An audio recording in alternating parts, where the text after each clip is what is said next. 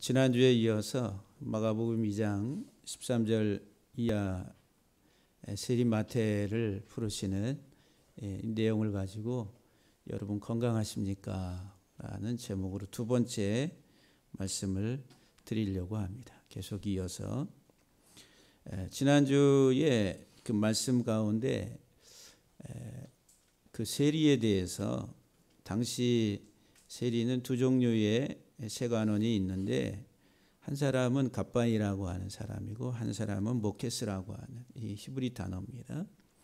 이 갑바이는 토지세 또 소득세, 인두세를 징수하는 사람들, 주로 이제 로마의 관리들이 여기에 해당합니다.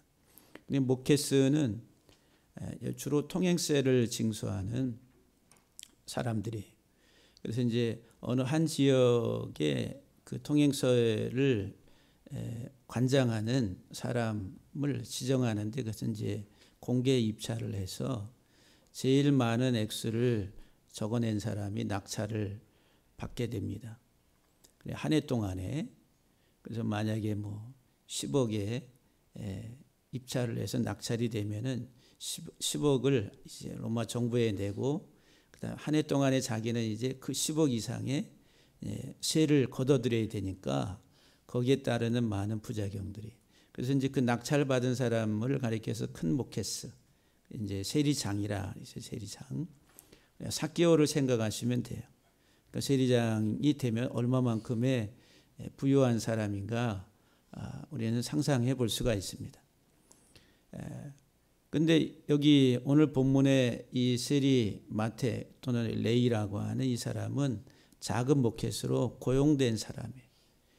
큰 모케스가 아니라 이제 큰 모케스 세리장이 고용한 고용인, 세관 업무를 맡고 있는 사람이다라고 이야기할 수가 있습니다. 그래서 이제 이 세관은 이제 주로 교통의 어떤 요충 지역, 해상과 육로의 그런 요충 지역에 위치합니다. 많은 해상 무역상들이 왕래하는 그런 곳에 그래서 많은 물건들이 이제 통행이 되니까 그 물건들 하나하나에 세를 부과해서 징수를 하게 되는 거죠.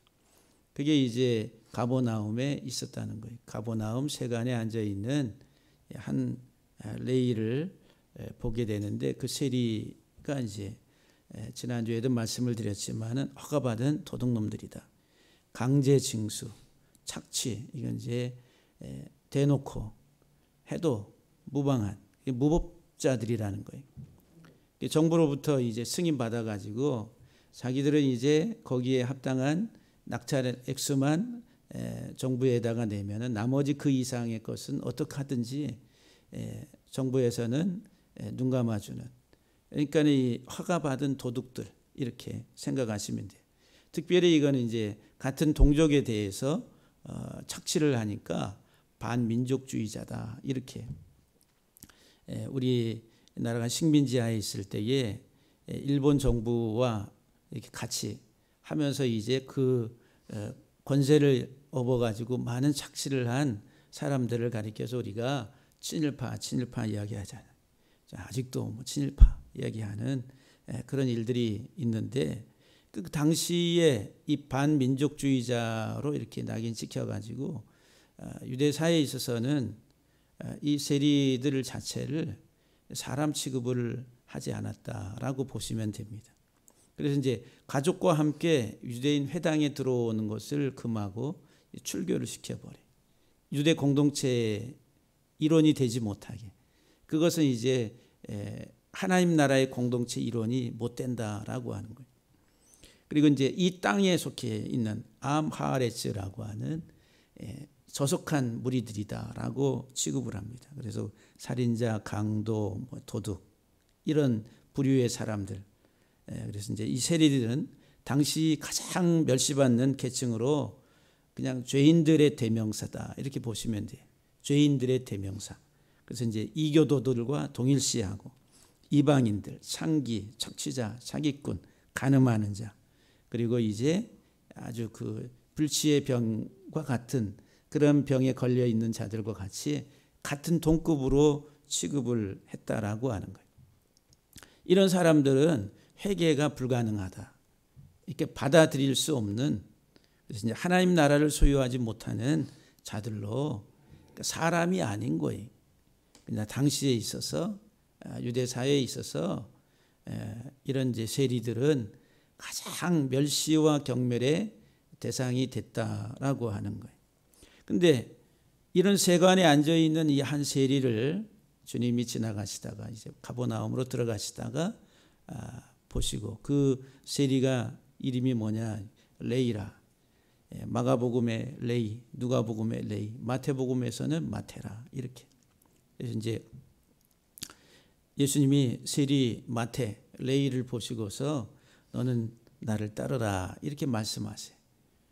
세관에 앉아 있는 그 세리를 보시고 너는 나를 따르라, 지금 나를 따르라. 그러니까 이 세리 마테가, 레이가 모든 것을 버리고, 이건 누가복음 5장에 있는 말씀이에요. 모든 것을 버리고 일어나서, 모든 것을 버리고 일어나서 따랐다.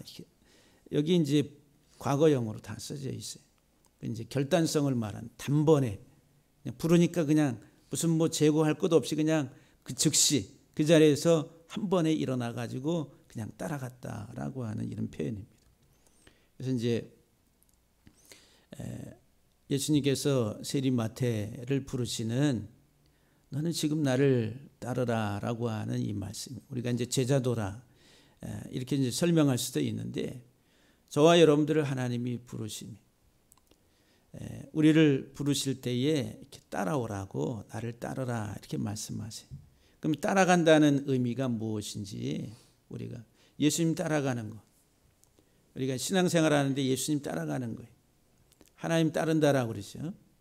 그래서 이제 헬라어로는 아콜루데오라고 하는 이 동사 원형의 이제 현재형이에요. 너는 지금 이제 따르라, 지금 당장, 지금 따르라, 이런 말이에요. 이거는 영원한 진리를 표현하는 거예요. 현재형이라는 것은. 그러니까 영원토록 변함없이 너는 계속 현재적으로 나를 따르라고 하는 거예요. 저와 여러분들이 이 세상 살아가는 동안 우리들은 주님 따라가는 거예요. 그거는 항상 현재형이에요.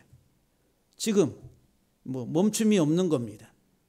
영원토록 항상 현재라고 하는 시간 속에서 변함없이 따라가는 거예요. 물이 이렇게 흐르다가 멈추는 게 없잖아요. 항상 흘러가잖아요.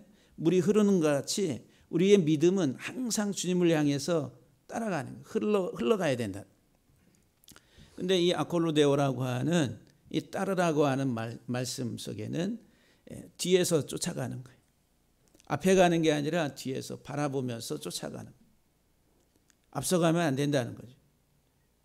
그러니까 우리는 항상 예수 그리스도를 바라보고 뒤에서 따라간다라고 하는 개념이. 그리고 이 아콜루데오는 아라고 하는 이 접두어는 하나예요. 하나 원이라고 하는. 그 다음에 여기 이제 뒤에 붙어 있는 이 동사는 어떤 의미가 있냐면 길이야, 길. 하나의 길이라는 거예요. 아콜로디오라고 하는 이 단어가 따른다 이 말이 한 길에 있다. 하나의 길에 있다. 예수님이 가는 그 길, 하나의 길에 우리가 함께 같이 있다라고 하는 거예요. 다른 길을 갈 수 없잖아요. 두 길을 갈 수 없잖아요. 우리는 예수님 바라보면서 한 길을 간다라고, 이게 동행한다라고 하는 개념이에요. 동행. 그러니까 나를 따르라 이 말은 나와 동행하자, 이런 말씀. 예수님께서 여러분들이 주님과 동행하시기를 주 여러분 축복합니다. 히브리 말로는 할라크 또는 얄라크라 그래요. 동행한다, 가다, 이런 말이. 그런데 이 히브리 단어의 구체적인 표현을 보면은 목자를 바라보고, 목자의 지팡이를 바라보고 따라가는 거예요. 거기에는 이제 자기 부정, 순종, 복종이라고 하는, 그러니까 자기 부정, 복종을 배우면서 목자의 지팡이를 바라보고 따라가는 겁니다. 그러니까 여러분, 우리가 누구를 따라간다 할 때는 자기 주장, 자기 생각, 자기 철학 가지고 따라갈 수 없잖아요. 우리가 예수님을 따라간다 할 때는 예수님의 가르침을 받아들이고 수용할 때에는 내 것은 다 버리는 거예요. 비우는 것이다라고 하는 거예요. 버리고 그리고 우리들은 그 가르침에 복종하고 따라가는 거예요. 그런 것이 없이는 따라갈 수 없다라고 하는 거예요. 그러니까 믿음이라고 하는 것은 삶이라고 그랬지요. 어떤 삶이 주님과 동행하는 삶이라. 나를 따라오라고 하는, 항상 현재적으로. 거기 이제 그 말씀 속에서 이제 마데테오라고 하는 이 제자가 된다라고 하는, 제자가 돼서 결국은 뭐가 되면 본받음이라는, 본받는 자가, 예수 그리스도를 본받는 자가 된다라고 하는 것, 나를 따르라라고 하는 것은 나를 비우고 내 안에 예수 그리스도로 채워지는 것, 비움과 채움이라는 거예요. 나를 따르라고 하는 것은 예수 그리스도를 통해서 깨닫고 나를 비우고 그리스도로 채워가는 과정, 이게 항상 현재 시제, 한 번이 아니라 영원토록 영원히 우리들은 주님을 따라가는. 그래서 이제 대표적인 사람을, 구약에서 한 사람을, 하나님과 동행한 사람, 대표적인 사람, 그 시대에 죄악이 관영한 그 시대 상황 속에서도 하나님과 동행한 사람 한 사람, 그러면 창세기 5장에 에녹이 나옵니다. 에녹은 65세에 무드셀라를 낳고 하나님과 300년 동안 동행하다가 365세에 하나님이 부르셨다 그랬어요. 그러니까 300년을 하나님과 동행했다 그랬어요. 300년을 하나님과 동행. 그러니까 하나님과 한 길을 간 거예요. 놀라운 겁니다. 어떻게 하나님과 함께 300년 동안 동행, 자기를 비우고 하나님으로 채워져가는 그 삶을 300년 동안 동행했다. 그런데 이 300이라고 하는 수가 아주 중요해. 성경에서 300. 이 300은 제일 먼저 방주를 만들 때 방주의 길이가 300규빗. 그 다음에 출애굽기 와서는 성막을 만들라고 할 때 성막의 둘레가 가로 세로 다 합치면 300규빗이 방주의 길이와 같아요. 그리고 거기 성막에서 이제 그 제사의 직무를 수행하는, 제사장의 직무를 수행하는 그 서열이 있는데, 순서가 있는데, 그것을 24반차라고 그래요. 24라고 하는 수는 제사장 수다라고 보시면 돼요.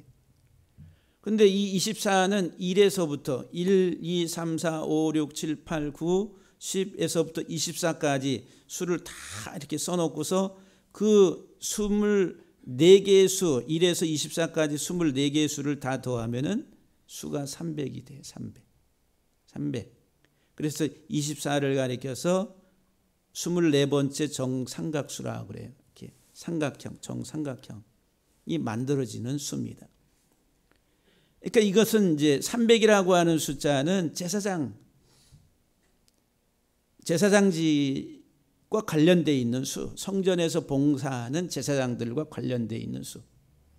그래서 이제 우리가 하나님 앞에 속전을 드린다는 속전, 속죄하다라고 하는 말이 카파르인데, 그 카파르의 명사형, 속전, 그리고 오늘 예수님이 어디로 들어가시는 거예요? 갈릴리에서 들어가시는 동네 이름이 뭐예요? 가버나움이에요. 가버나움의 가버가 카파르예요. 카파르. 속죄라는 거, 속죄. 그게 이제 마을이라고 하는 명사형과 같아요. 똑같은 세 문자에 여기에 기록이 되어 있는 카프와 페와 렛이라고 하는. 그러니까 여기 속전이라고 하는 요 세 문자의 숫자 값이 300이라는 300. 예수님은 우리의 속전이. 예수님은 우리를 대신해서 이 땅에 우리의 죄값을 지불하기 위해서 오신 하나님의 속전이라는 속전. 그런데 또 300이라고 한 숫자 값을 가지고 있는 어이가 하나님의 영이라는 루아흐 엘로힘이라고 하는 214와 86이라고 하는 숫자 두 단어를 합치면 300. 하나님의 영은 하나님의 말씀, 하나님의 호흡이라는, 하나님의 호흡, 숨소리, 그건 하나님의 말씀이라는 거예요. 이 영이라고 하는 게.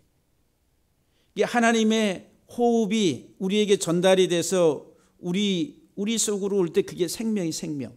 근데 하나님의 숨소리 호흡은 뭐냐 하면은 말씀으로 온다는 거예요. 그 말씀이 예수 그리스도라고 하는 거예요. 그러니까 하나님의 영이 수면 위에 창세기 1장에 보면은 이 땅이 공허하고 혼돈하고 흑암 깊음 위에 있을 때 하나님의 신이 있다. 하나님의 신이 루아 엘로힘이라고 하는 하나님의 영이라는, 그 하나님의 영이 수면 위에 운행하시더라 그랬어요. 이 세상이 어두움 흑암 속에 있을 때 하나님의 영 말씀이 운행하면서 생명을 잉태하는 이 세상. 그러니까 여기 300이라고 하는 수, 300년 동안 하나님과 동행했다 에녹이. 그럼 하나님과 동행이라고 하는 이 의미는 무엇인가? 300년 동안 하나님과 동행했다라고 하는 이 의미는 무엇인가?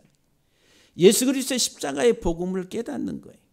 그리스도의 십자가의 복음을 알고 생명의 복음을 알고 그 복음 안에서의 삶을 말한, 십자가로 헐고 십자가로 세우는 삶이 하나님과 동행한다라고 하는 거예요. 이 땅 살아가는 동안 저와 여러분들이 그리스도의 십자가의 복음, 방주이신 예수 그리스도, 성막이신 예수 그리스도, 그 성막에서 행해지는 모든 행위들이 예수 그리스도의 죽음을 우리에게 상징적으로 드러내주는 거예요. 복음이라는 복음. 복음을 알고 그 복음 안에서 헐고 세우는 과정이 동행하는 거예요. 동행. 이게 나를 따르라 그랬어요. 누구를 따라가요? 우리의 속전 되시는 예수 그리스도, 나를 대신해 십자가에 죽으신 예수 그리스도, 우리의 모든 죄를 다 소멸하시고 우리에게 생명을 다시 공급하신 예수 그리스도, 그분을 따라가는 거예요. 따라가는 것은 단순히 그냥 따라가는 게 아니라 그 나를 비우고 그리스도로 채우는 거예요. 따라가면서 예수 그리스도로 내 안을 채워가는 그 과정들이다라고 하는, 이게 하나님과 동행한다라고 하는 거예요. 동행. 할렐루야. 저와 여러분들이 이 동행의 삶이 영원한 진리가 돼서 우리가 살아가는 삶 속에서 온전하게 이루어지기를 주 여러분 축복합니다. 나를 따르라 그러니까 이 세리마태가, 레이가 어떻게, 누가복음 5장에 보면 모든 것을 버리고, 모든 것을 버렸다 이 말이. 한번 따라합시다. 모든 것을 버리고. 예. 지금 세간에 앉아서 그 세수를 걷어들이는, 거기에 세금을 걷어들이는 그 일이 현금이 막 들어오잖아요. 그리고 거기 자기가 이제 지분이 아마 있을 거예요. 뭐 고용돼서 월급을 받든지 아니면 어떻게 하든지 얼마나 아니 능력에 따라서 아마, 그래서 이 세리들은 다 부자입니다. 세리장도 부자지만은 거기에 고용된 세리들도 다 부자예요. 그러니까 이 부자인 세리가, 레이가 예수님과 그 자기 친구들, 죄인으로 취급받는 많은 세리들과 죄인들을 다 모아가지고 잔치를 벌이잖아요. 그만큼 잔치 벌리려면은 그냥 뭐 조금 살아서는 안 되겠죠. 경제적인 여유가 많이 있어야지 그런 이제 잔치를 베풀 수 있는, 아마 집도 크리라고 봅니다. 그런데 그 지금 돈을 그렇게 많이 벌 수 있는 지금 그 자리를 그 모든 것을 버린다. 모든 것을 버리고 주님 따라가는 거 쉽겠어요? 어렵겠어요? 여러분이 만약에 오늘날 그런 자리에 있다라고 할 때에 그 내려놓고 따라가는 거 쉽겠어요? 이 세상은 돈인데, 이 세상 돌아가는 그 가장 중요한 힘이 뭐예요? 돈이잖아요. 돈. 이 세상이 왜 이렇게 요란해요? 돈 때문에. 지금도 돈 때문에 많은 일들이, 사기와 범죄와 그리고 여러 가지 많은 일들이 돈 때문에 일어나요. 돈. 그러니까 우리 이 세상은 돈이야. 이상하네 표현이. 세상은 돈이다라고 하는, 눈에 보이는 물질 세계라고 하는, 자본주의도 물질주의고 공산주의도 물질주의예요. 계급사회라는 거, 계급. 가진 자가 더 많이 갖게 돼 있어요.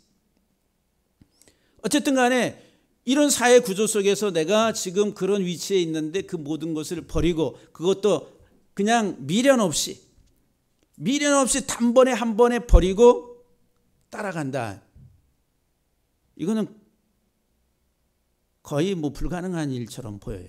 오늘날에 넌 나를 따르라 할 때, 그럼 여러분들 지금 나를 따르라 그러면 직장 다 버리고 따르라는 얘기예요? 열심히 지금 직장 생활하고 사업도 하고 하는데 다 버리고 그럼 나를 따르라. 예? 그런 말씀으로 여러분들이 이렇게 이 말씀이 들려져요? 그거는 아니에요. 지금 이 본질적인 의미들을, 우리가 살아가는 이 땅에서의 물질적인 것은 다 필요합니다. 필수적인 거예요. 없어서 안 되는 거예요. 우리 삶에 필요해, 필요. 그래 우리가 직장도 그만두고 그냥 와서 하나님 말씀만 듣고 배우고 여기서 하면 진짜 속된 말로 쌀이 나와요, 뭐가 나와요? 안 나오잖아요. 그러니까 지금 이 말은 이게 집을 떠난다, 이게 카탈레이포라고 하는 헬라어, 그리고 아자브라고 하는 히브리 말에, 이제 특별히 히브리 말의 의미를 가지고 보면 집을 떠난다. 집 베이트, 그 집은 안, 내부, 이 생각을 버리는 생각, 가치, 철학, 지금까지 자기가 살아왔던 삶의 가치 기준, 세상적 어떤 체계들, 이런 것들을 다 버리는, 가장 우선순위, 이 세상 살아가는 데 있어서는 돈이 최고야. 그 물질을 추구하면서 살아가는 삶의 이 가치, 이 사고방식, 이 내재되어 있는 이 우리 속에 있는 이런 생각들을 다 떠나는 거예요. 물질이 가장 중요한 것이 아니다라고 하는 것을 깨닫게 될 때에, 이제 그것을 이제 비움이라는 비움. 우리가 이제 예수님을 따라가는 데 있어서는 비움, 버린다라고 하는 거죠. 자기가 가지고 있던 생각들을 이제 비우는, 그래야지만이 이제 채워지는 거예요. 그래서 여기 강함으로 세운다 이 말이, 떠난다라고 하는 아자브 속에는 강함으로 채우는 거예요. 이게 비움, 버림의 목적이라고 하는 거예요. 내가 내 생각을 버릴 때에 새로운 생각으로 채워지는데 그것이 강한 나를 만든다라고 하는 거예요. 이게 이제 나중에 회개라고 하는 거예요. 회개라고 하는 단어가 지금 이렇게 표현되는 거예요. 그러니까 지금까지 살아왔던 자기의 이런 사고 가치, 물질주의적 사고 방식, 세상의 이 땅에 이런 가치를 두고 살아왔던 것들을 이제 버려놓는 거예요. 내려놓는 거예요. 물질이 필요 없다 이런 말이 아니라 그것이 내 인생의 최고가 아니다라고 하는 것들을 깨닫게 되는 거예요. 그럼 깨닫게 되면 그건 이제 내려놓는 거예요. 그러면서 이제 새로운 것들로 채워져 가는, 이제 단번에 일어났다, 이제 일어나서 단번에 한 번에, 이것도 이제 일회성으로, 과감성, 단번에 일어나서 이 쿰이라고 하는, 이 아나스템이라고 하는 이 일어나다 이 말은 부활, 죽은 자가 살아나다라고 하는 의미로 거의 사용됩니다. 부활이라고. 그러니까 우리가 지금까지 가지고 왔었던 세상적 물질적 세계관, 이 세상적 가치를 두고 살아왔던 것은 죽은 거예요. 그 죽음에 해당하는 그런 세상 사고방식을 이제는 다 내려놓고 거기에서 일어나는 거, 이게 이제 부활이라는 거, 부활. 이게 아나스템이라고 하는, 생각이 바뀌는 거예요. 생각. 그게 치유, 회복, 부활이라고 하는 개념. 이 세리가 죽은 자와 같은 거예요. 사람이 아니에요. 하나님 나라의 공동체 일원이 아닙니다. 유대 사회에 있어서는. 근데 이 세리를 바꿔서 이제 다시 일어나게 하시는, 일어나. 부활이라고 하는 새 생명으로 들어가게 하는 그 삶으로 지금 출발을 하고 있다라고 하는 거, 이 세리 마태가. 거기에는 단순히 어떤 육체적인 죽음으로부터의 살아남이 아니라 정신적 자기의 사고 체계가 이제 다 그전에 가지고 있었던 것들은 다 내려놓고 다시 그리스도를 향해서 나아가는 그 삶으로의 출발이다라고 하는 거예요. 어마어마한 거예요. 인생에 있어서 가장 중요한 전환점이래, 전환점. 가장 복된 일이 지금 이 세리에게서 지금 일어나고 있다라고 하는 거예요. 엄청난 축복이, 엄청난 기적이 지금 이 세리에게서 일어나고 있는 거예요. 그러면서 이제 예수님을 따라갔다라고 확실하게 자기 부정을 하고 주님을 바라보면서 자기 생각, 자기 가치 다 내려놓고 이제 주님을 확고하게 따라갔다라고 이렇게 성경은 기록하고 있습니다. 그래서 이제 이 레이가 예수님을 따라가면서 이제 예수님 저희 집에 같이 가시죠. 그러니까 이제 예수님이 이 레이 집에 같이 가서 제자들과, 근데 그 예수님과 제자들만 간 게 아니라 거기에는 많은 세리들 자기 동료들이 있잖아요. 세리들과 또 죄인들, 하마톨로스라고 하는 죄인들이 또 거기에 많은 죄인들이, 이런 사람들이 예수님을 많이 따랐다라고 하는 거예요. 거기에 이제 많은 세리와 죄인들이 함께하는 이제 만찬을 거기서 이제 베푼 거예요. 근데 거기에서 이제 먹고 마시고 하는. 근데 그 광경을 누가 따라와서 보냐면은 바리새인들과 서기관들이 죄인과 세리들과 함께 예수님이 식사를 하시면서 먹고 마시는 것을 보고 제자들에게 뭐라고, 어찌하여 세리와 죄인들과 함께 먹느냐. 마태나 누가의 복음에 보면은, 마태복음에서는 특별히 뭐라고 기록하냐면 선생이라 했어요. 선생. 예수님을 가리켜서 야, 네 선생은 왜 저 죄인들과 함께 같이 식사하느냐. 바리새인들과 서기관들은 당시에 경건한 사람들, 그리고 서기관들은 율법학자라 이렇게 보시면 돼요. 대학 교수들, 오늘날 말하면 쉽게 말하면은, 그러니까 종교의 그 당시 유대교에 있어서 학자와 그리고 경건한 무리들, 종교 지도자들에 해당하는 사람들이다라고 볼 수가 있어요. 근데 이 사람들은 이 세리들과 죄인들과 이렇게 같이 어울릴 수 없어요.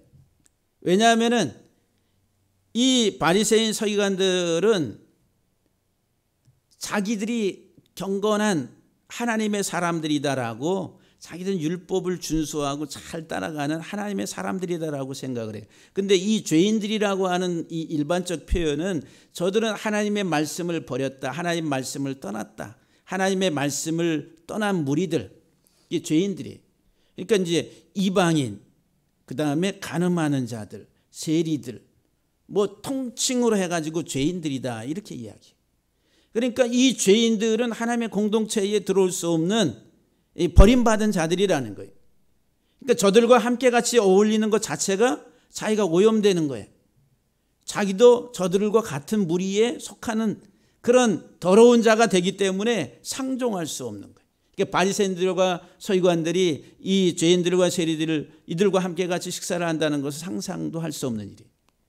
그런데 선생이라고 하는 너희 선생은, 그러니까 너희 선생이라니 마태가 특별히 표현한, 너희 선생은, 우리도 선생인데 우리 선생된 우리들은 저들과 함께 할 수 없는 무리들인데 너희 선생은 어찌해서 그랬어요. 어찌해서 이 죄인들과 이들과 함께 식사를 하면서 먹고 마시느냐라고.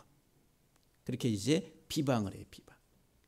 막 말로. 여기 비방하다라고 하는 말이 마태복음에서는 계속해서 지금 이게 계속 쉬지 않고 뭐니 이 떠들어 대는 거예요. 말하는 거예요.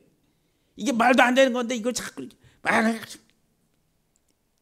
그러니까 이 바리새인들과 서기관들은 자기들이 보기에 자기들은 의로운 자들의 건강한 자들, 율법을 준수하고 정상인 사람들, 이 많은 세리들과 이 죄인들은 그냥 하나님의 말씀을 떠난 이 성경에서 말한 병든 자들과 같고 율법을 불순종하는 비정상이란 비정상. 이런 하나의 인식 체계를 가지고 있다라고 하는 거예요.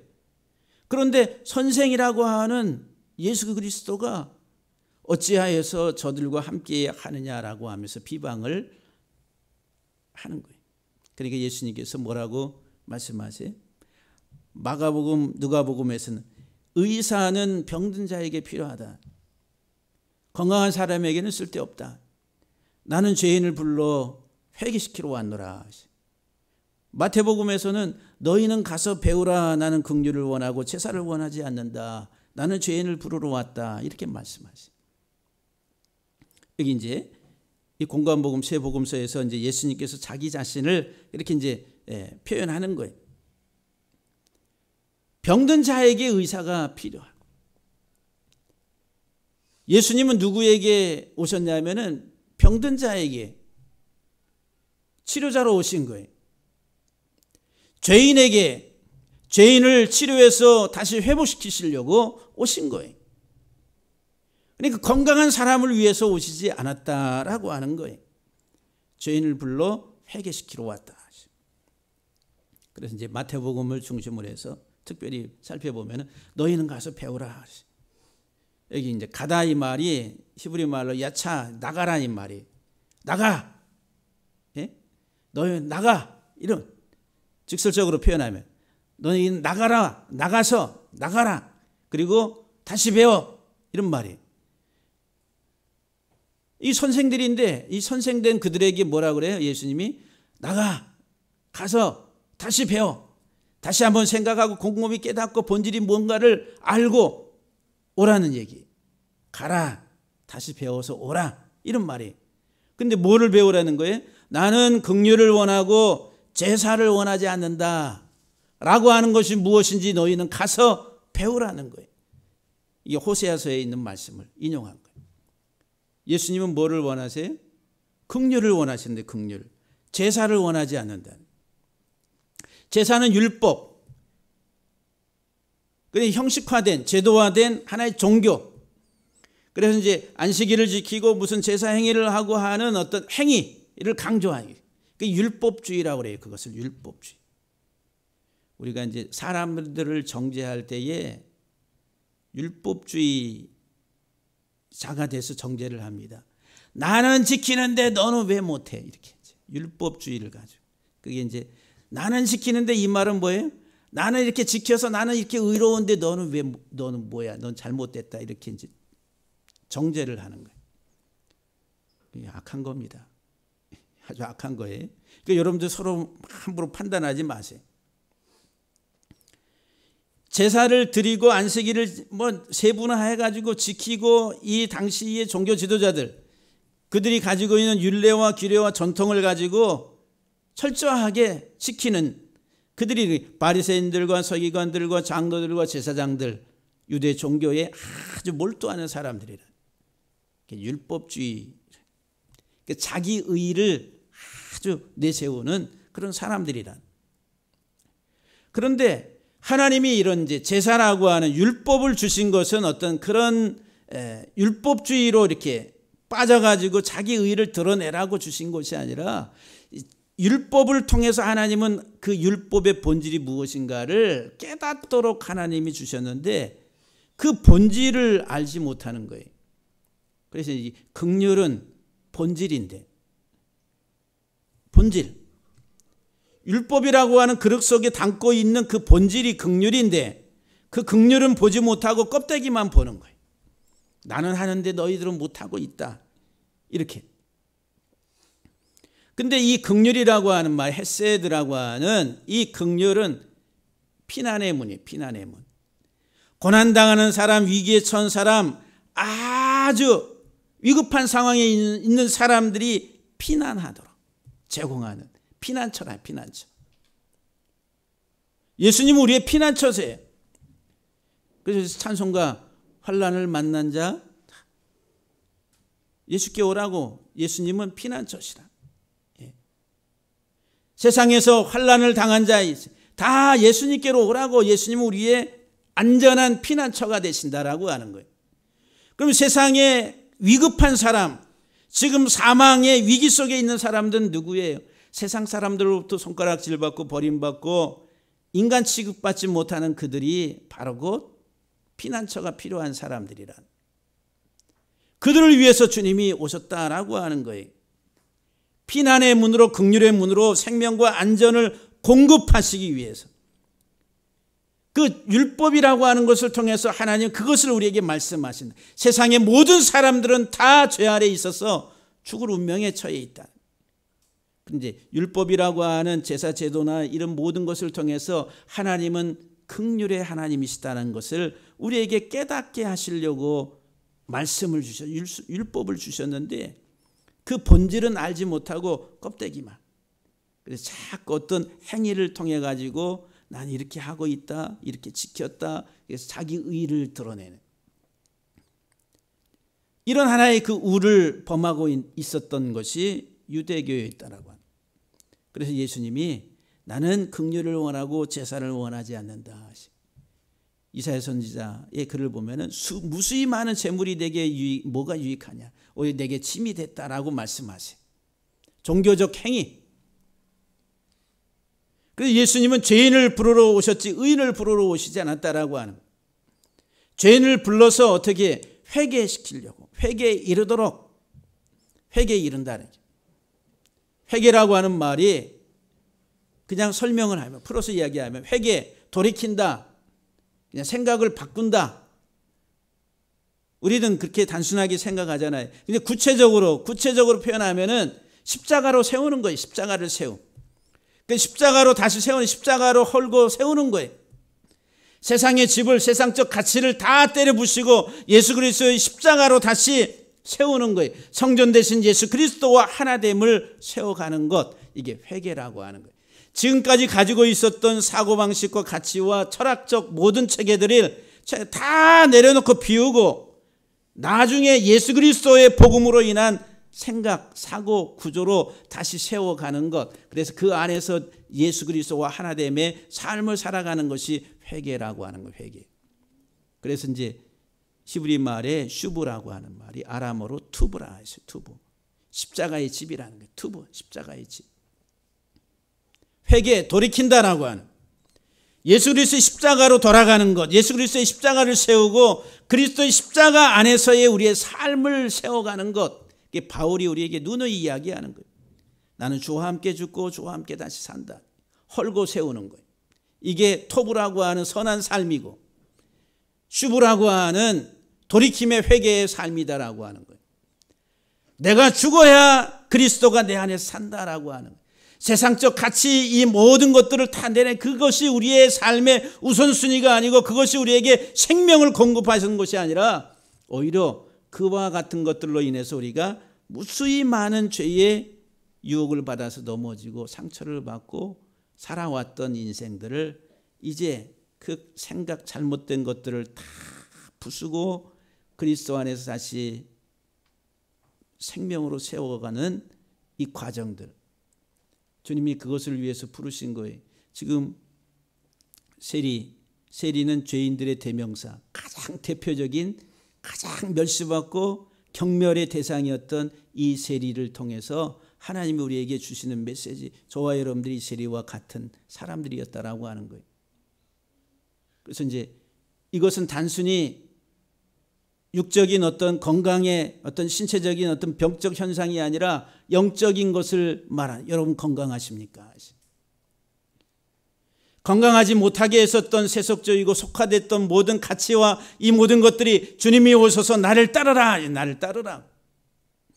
일만하게 뿌리가 됐던 모든 것을 다 내려놓고 이제 나를 따라오라고.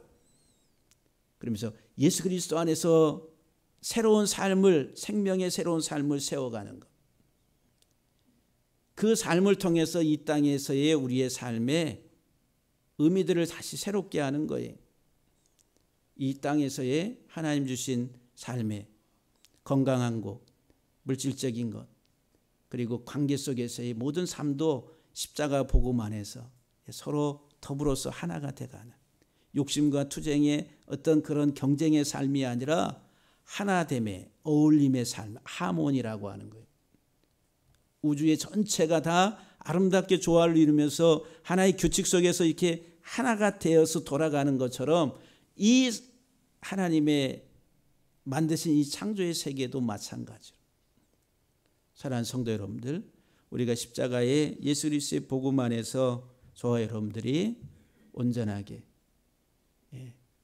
새롭게 더 건강하게 세워져가는, 거기에는 비움과 채움이라고 부수고 다시 세우는 것, 이 과정들이 반드시 필요합니다.